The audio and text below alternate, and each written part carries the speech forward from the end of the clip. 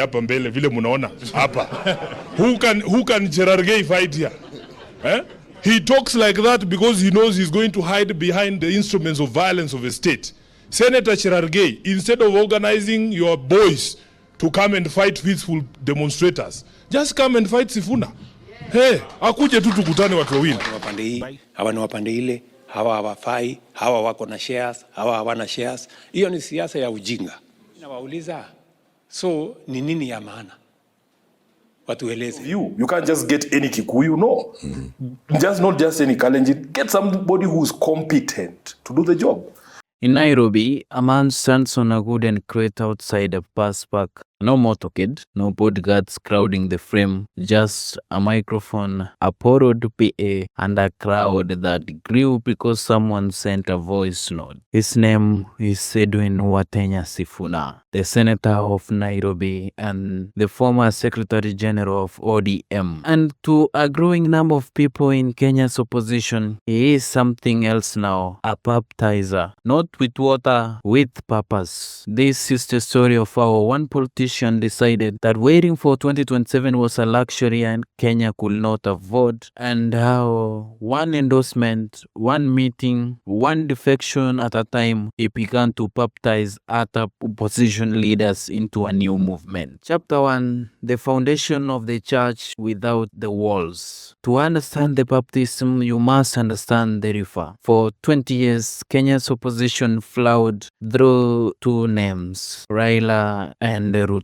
Then in 2022, Ruto crossed over and the river split. What was left was ODM, weakened negotiating space inside government, and a generation of leaders under 50 who watched that negotiation and asked, is this all there is? Edwin Sifuna was 39 when he became ODM Secretary General in 2022. A lawyer by training and a communicator by instinct, he did not come up through the old protest marches. He came up through Twitter threads, campus politics, and arguing law on live TV. But in the last year, something shifted. In Parliament in 2025, Sifuna declared, saying, and I quote, "We cannot be an opposition that opposes in the morning and shares tea in the afternoon. Kenyans deserve clarity. They deserve a line they can see and a promise they can hold." That clip went viral not because it was new, but because it was said by an ODM official. Inside ODM, Sifuna began to sound less like a spokesman and more like a founder. He started holding Bunge la Mwananchi town halls, multi-party rallies, conversations in Kayole, in Eldoret, in Kisumu, in Kisii, and other several parts of the country. The message was simple. The whole opposition.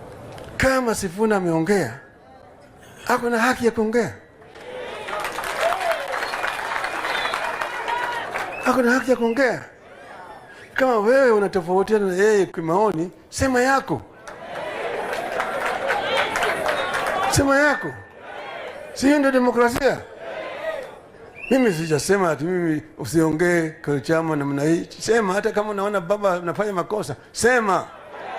In politics, that was a baptism. Onyonka was publicly washing himself of old alignments and walking into new waters. Sifuna did not hold a press conference to celebrate. He showed up in Kisii 3 days later, no stage. He sat on a plastic chair under a tree and listened to border riders for 2 hours. Chapter 3: The ritual, how a baptism works. So what does baptizing actually look like in 2026? It is not a party. Sifuna is a former Secretary General of ODM. It is not a coalition, not yet. It is a series of public conversions. The Sifuna baptism has 3 parts. First, the conversion. A sitting leader admits the current opposition structure is not working. They do it publicly, on radio, at a patio, in parliament. For example, when Junet Mohammed joked that ODM holds meeting at State House now, that admission, even if meant as bravado, created space for young MPs to say, we need Independence Park, we need Dignity Park. Second, the immersion. Sifuna visits the leaders' county within 10 days. No hired crowd. It does three things: a market walk, touching hands and asking prices, a meeting with professionals and clergy, no cameras, and a town hall with youth, no papers, just questions. Third, the anointing. The leader is given a role, not a title. Coordinator for Western Youth, voice for SME policy. It is deliberately not about 2027 cabinet slots. It is about work now. Ladies and gentlemen, this is why governors and MCAs are watching. Because for the first time, someone is offering responsibility before the election, not after. Chapter 5, the converts and the resistance. By March 2026, the baptisms were accelerating. In Kisii, Onyonka's endorsement brought 6 MCAs and a section of professionals. In Nairobi, 4 ODM members of parliament began co-hosting Sifuna's town halls, testing the waters. In Western, clergy who felt abandoned during the finance bill protest started inviting him. But baptism creates enemies too. A UDA official temporarily dismissed the movement, and I quote, "These are young people playing with fire. You cannot build a party inside a party. You cannot be the Secretary General for ODM and pretend you are building something new. It is confusion and it is opportunism." Why baptism? Why now? We had in a hallway after 4-hour meeting with university students. Sifuna was asked, and he replied, "Baptism is not about me. It's about dying to old politics. The politics of wait for your turn, the politics of who will negotiate for you." This documentary was written on July 2026, and by election day, some of these baptisms will hold, some will evaporate, and that is politics. But the water has already been poured, the crowd is already moving, and somewhere masomo ya watoto wetu si ya maana. Sasa mimi nawauliza, so ni nini ya maana? Watueleze. Because they are saying development is not necessary. Ati wananchi hawana haja na kutengenezwa kwa barabara. Ati wananchi hawana haja na kuwa na madawa na SHA ndio iweze kulipia hawa gharama ya hospitali. Ati wananchi wanasema ati hawana maana na mambo ya stima. Mimi nashangaa hawa viongozi wanaishi nchi gani?